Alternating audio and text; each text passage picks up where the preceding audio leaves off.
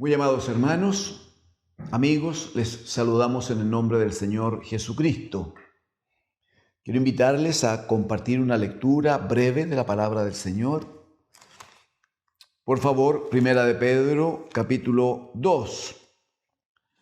Siempre damos la cita bíblica, el texto que leemos, siempre damos más de una vez la indicación de cuál es el lugar donde vamos a leer y siempre esperamos algunos segundos porque lo ideal para nosotros es muy importante que antes de compartir la palabra del Señor o al compartir la palabra, nuestros hermanos especialmente, y si alguno de nuestros amigos puede hacerlo, que cada uno tenga la ocasión y la oportunidad de abrir las Escrituras, de leer conmigo, de tal manera que, primero, observe y dos, tenga el testimonio de que lo que decimos no son ideas personales, no son planteamientos personales, ni se pretende que alguien sea convencido por lo que nosotros, ni siquiera por lo que creemos. Lo que queremos es que a través de las Escrituras opere el Espíritu Santo del Señor en la vida de los amigos y hermanos que reciben y escuchan la palabra del Señor. Jesucristo dijo, el Espíritu es el que da vida, la carne para nada aprovecha. Dijo, y las palabras que yo les he dado son espíritu y son vida. Amén. Por eso es que siempre estamos leyendo, siempre estamos aguardando, dando unos segundos, un minuto quizás, a fin de que los amigos y hermanos tengan oportunidad de ubicar en las Escrituras el texto que vamos a compartir, ¿no? Esa es la razón también por la que no traemos la Biblia marcada. Podríamos ponerle alguna hojita aquí, algún otro separador, de manera que tomo aquí, vamos rápido acá, y no nos parece, no es que esté mal, pero queremos participar en la búsqueda del texto, de tal manera que eso le dé unos segundos a nuestro amado hermano, hermanita, a los amigos que están con nosotros, para que también participen de la mejor manera en la palabra del Señor, ¿no? Muy bien. Primera de Pedro, capítulo 2, por favor. Primera de Pedro, capítulo 2. Vamos a leer primero del versículo 13 al versículo 17. Hay dos cosas que yo espero en la gracia del Señor. Su Espíritu me guíe y me dé la capacidad para presentar en forma resumida y breve dos verdades, dos planteamientos, dos instrucciones que entrega el apóstol Pedro a la iglesia del Señor. Lo primero tiene que ver con la relación de la iglesia frente a las autoridades políticas, frente a las autoridades que gobiernan un país. País, como en todos los países del mundo, país donde está inmersa la iglesia del Señor. Es interesante que lo veamos porque el Señor Jesucristo, orando al Padre, en Juan capítulo 17, Él decía, Padre, hablando de los discípulos, ellos están en el mundo, pero no son del mundo. Entonces decía que los guárdalos, Señor, en tu palabra. Y luego santifícalos en tu verdad. Tu palabra es verdad. Entonces necesitamos observar cómo la palabra de Dios a través de Pedro nos exhorta, nos enseña cuál es el correcto comportamiento, cuál es la correcta respuesta que da la iglesia del Señor frente a las autoridades que administran el país. Y lo segundo, a partir del verso 18, a partir del verso 18 y hasta el verso 25, hay una instrucción que está ligada a nuestra vida laboral. ¿Cómo debe un hermano, cómo debe una hermana trabajar cuando tiene un patrón, tiene un jefe, tiene un amo? No, tiene el dueño de la empresa que está por allí cerca, cuál debe ser la correcta actitud de un hijo del Señor. Por favor, iniciémonos. Primera de Pedro, capítulo 2, desde el versículo 13, leo en el nombre del Señor Jesucristo. Dice, por causa del Señor, someteos a toda institución humana, ya sea al rey como a superior, ya a los gobernadores como por el Señor, por él enviados para castigo de los malhechores y alabanza de los que hacen bien. Porque, verso 15, porque esta es la voluntad de Dios, que haciendo bien hagáis callar la ignorancia de los hombres insensatos como libres, pero no como los que tienen la libertad como pretexto para hacer lo malo, sino como siervos de Dios. Honrad a todos, amad a los hermanos, temed a Dios, honrad al Rey. Amén.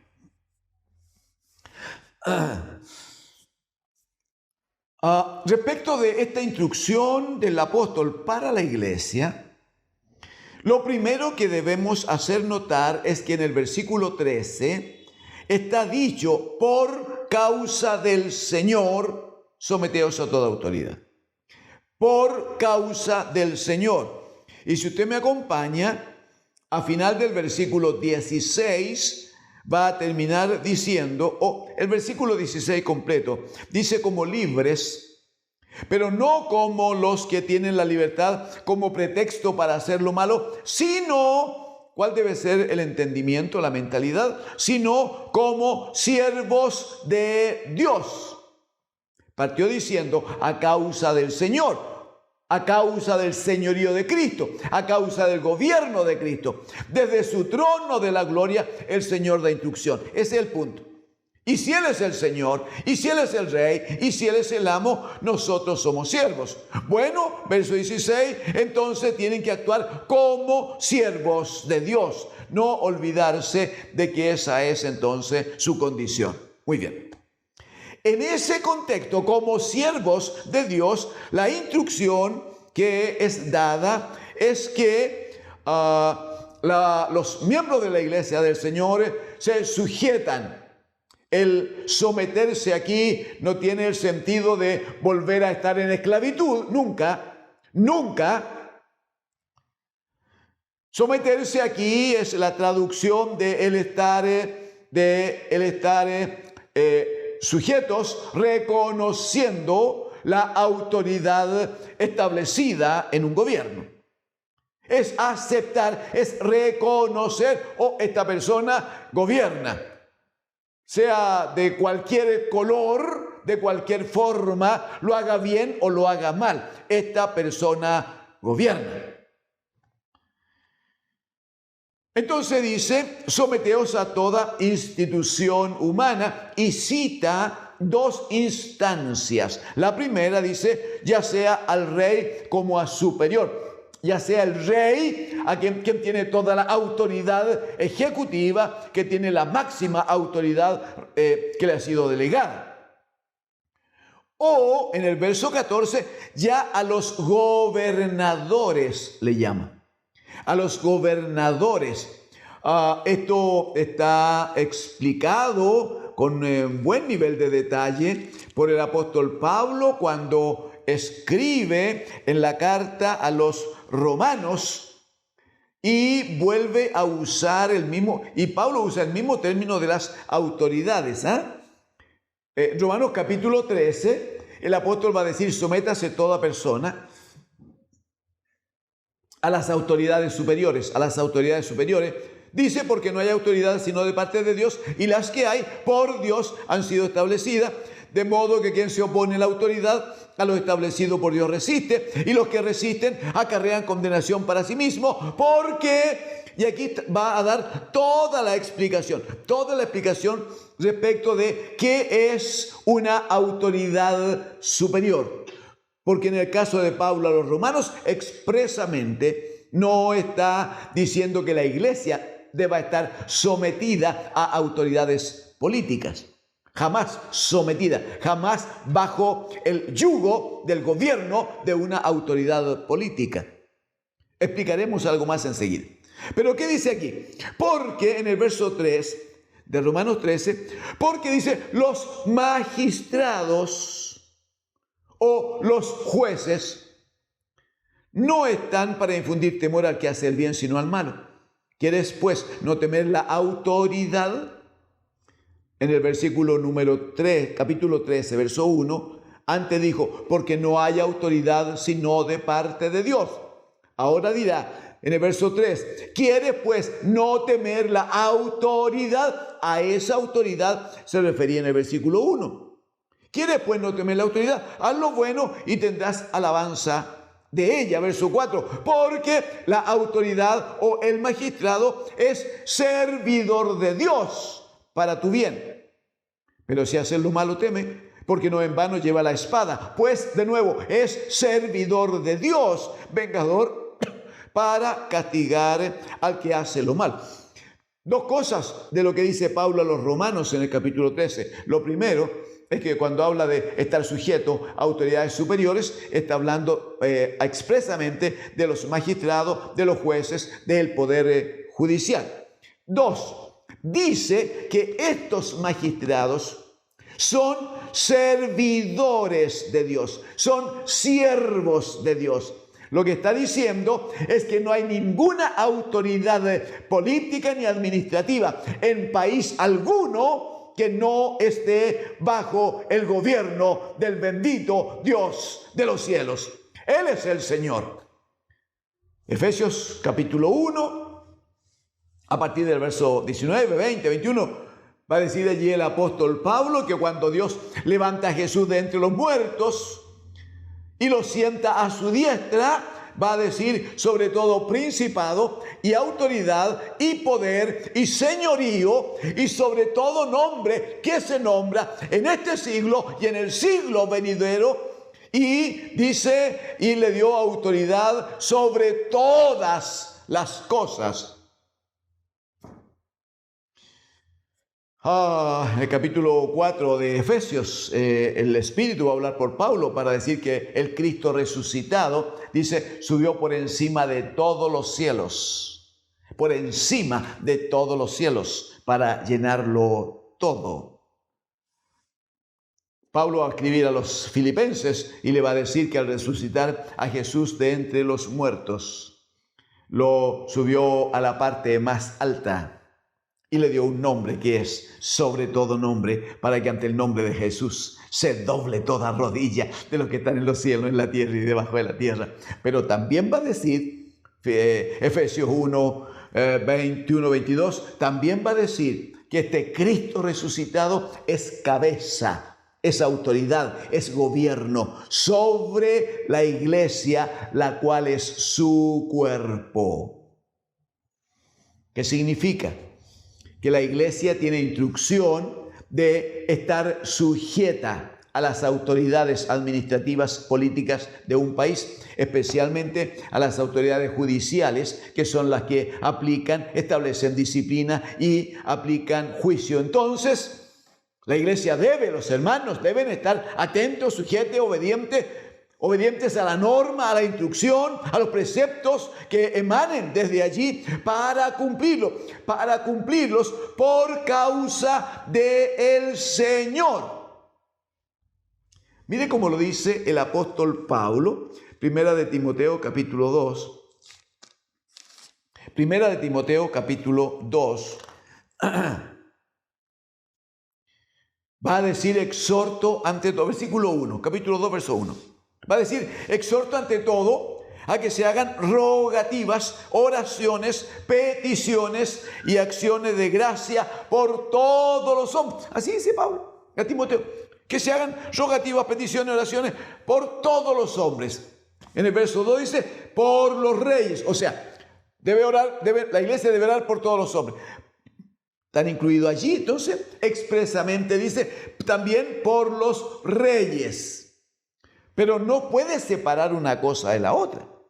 En esa oración en que se ora por todo, también se ora por los reyes y por todos los que están en eminencia.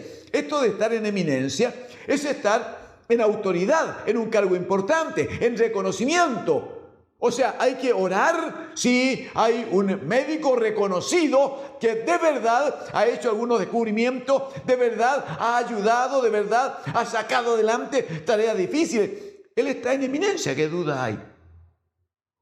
A lo mejor alguien del Poder Judicial, un gran abogado, a lo mejor algún científico que acaba de descubrir algo en beneficio de los semejantes, de la población.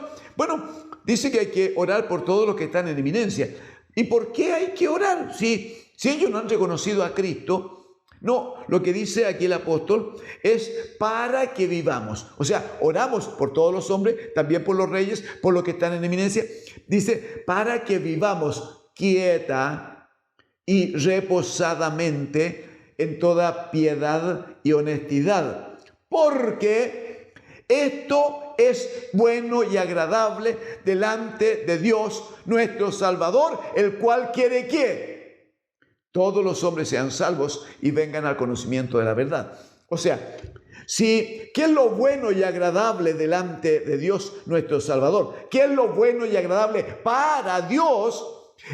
Que como Él quiere que todos los hombres sean salvos y vengan al conocimiento de la verdad, porque dirá, hay un solo Dios, el Padre, hay un solo Dios y un solo mediador entre Dios y los hombres, Jesucristo, hombre, el cual se dio a sí mismo en rescate por todo. Lo que está diciendo es que la oración debe tener como propósito buscar la voluntad de Dios. Oramos por todos los hombres para que se manifieste este anhelo de Dios, esto que es bueno y agradable para Dios, el cual quiere que todos los hombres sean salvos y vengan al conocimiento de la verdad. Pero dentro de todos los hombres también están los reyes, también están los magistrados, también están los que han sido puestos en eminencia. O sea, la iglesia del Señor tiene una alta responsabilidad en esto, no hay ninguna duda, pero no es responsabilidad con la cuestión política.